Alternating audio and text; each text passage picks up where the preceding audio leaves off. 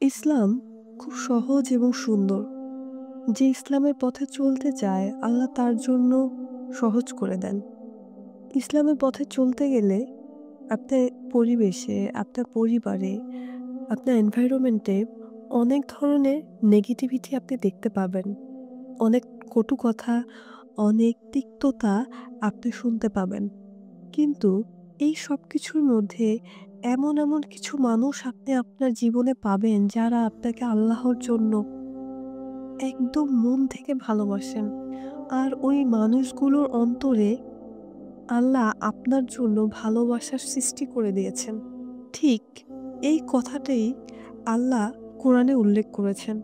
সূরা মারিয়ামে আল্লাহ ৯৬ নম্বর আয়াতে বলেছেন, নিশ্চয় যারা ঈমান আনে ও নেক কাজ করে, দয়াময় আল্লাহ তাদের জন্য মানুষের অন্তরে ভালোবাসা সৃষ্টি করে দিবেন। এটা আল্লাহর ওয়াদা। যারা ঈমান আনে ও নেক কাজ করে, দয়াময় আল্লাহ তাদের জন্য মানুষের অন্তরে ভালোবাসা সৃষ্টি করে দিবেন। তার মানে হতে পারে আপনার আশেপাশে ১০০ জন মানুষ আপনাকে অপছন্দ করে। এই ১০০ জন মানুষের অপছন্দর চেয়ে আপনার আশেপাশে ২ টা মানুষ আপনাকে প্রচণ্ড পরিমাণে ভালোবাসে।